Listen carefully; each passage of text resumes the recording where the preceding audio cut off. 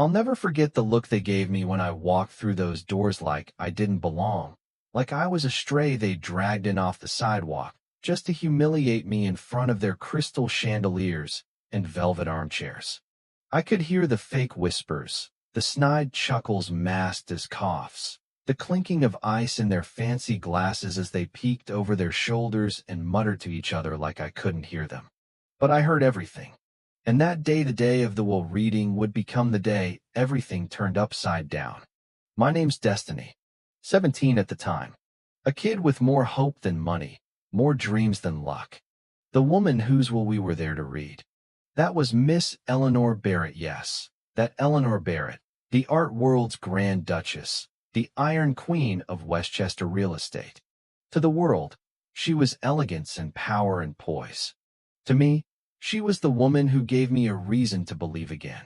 Eleanor wasn't my mother, not even a distant relative. I was the daughter of her nurse's cousin. My mom passed when I was 10. My aunt tried to take me in, but with 4 of her own to feed, there was only so much she could do. We moved around a lot, couch to couch, motel to motel. Then one summer, I tagged along to my aunt's cleaning job at the Barrett estate. I was supposed to stay in the car, but Eleanor found me in the garden, sketching the fountain I'd never seen before. I remember her voice, curious, gentle, and sharp all at once. "You like that statue, do you?" she asked. I just nodded. That was the start. She saw something in Mesomethyng nobody else ever looked for. Not pity. Never pity. She gave me books, space to think, even an easel and paints. One day, she told me I could stay in one of the guest rooms for the summer, and then it just became home. I called her Miss Eleanor. She called me Destiny. And somehow that was enough. But her family, well, they weren't so generous. The Barretts tolerated me like you tolerate a squeaky door, too inconvenient to fix, too subtle to justify yelling about. To them, I was the outsider.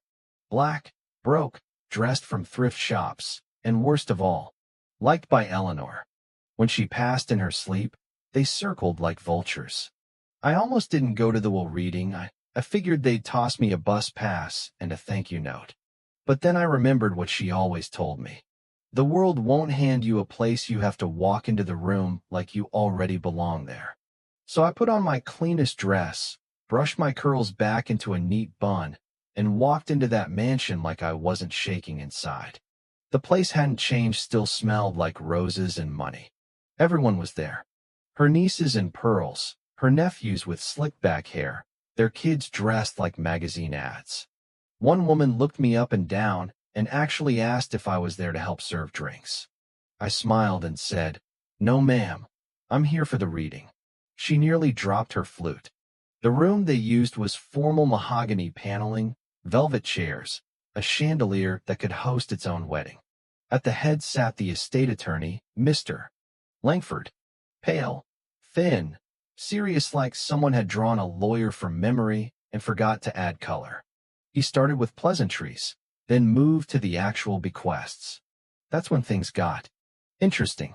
To Robert, Eleanor's cousin, who once tried to sue her over a VY-neared inheritance, she left a bottle of wine and a sarcastic note. "May you finally enjoy what you never earned." To Susan, who once called Eleanor a lonely old hag, at a charity gala she left her prized sculpture, only now with the middle finger deliberately chipped off. The Barretts shifted in their seats, uncomfortable. They thought this would be simple. Money. Assets. Done. Instead, it was turning into a roast. Then Mr. Langford cleared his throat and said, "And to Destiny James." The room fell into the kind of silence that makes your bones ache. I leave the remainder of my estate, including the house, financial accounts, investment portfolio, artwork, vehicles, and intellectual properties. There was a beat. Then all hell broke loose. "What? You're joking. This is fraud. She's not even blood." I sat frozen, heart thudding like a drumline. Somewhere deep inside, I think I knew it might happen, but knowing doesn't prepare you for the noise, the rage, the entitled voices shouting like someone had stolen their birthright. Langford stood firm. "All documents are legally binding. Miss Barrettsville was updated less than 6 months ago, with full capacity confirmed by 2 separate physicians. That didn't stop them. One man lunged at the lawyer. Security grabbed him. Another accused me of manipulating Eleanor in her final days. One aunt muttered that I was probably just a long con. One even tried to say I must have used voodoo. That one hurt the most. But I just sat there, quiet, remembering what Eleanor used to say. They'll hate you more for being calm than for shouting.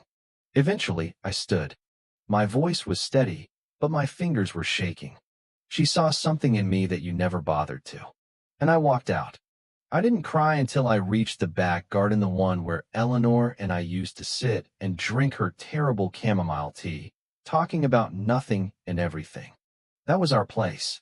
And that's where I let it all fall apart. That week, the media got wind. Local news first, then national. Everyone wanted to talk to the girl who inherited it all. Some called me lucky. Some called me a gold digger. Some didn't call me anything, they just commented behind screens. But none of that mattered, because I knew the truth. Eleanor gave me more than a house or a trust fund.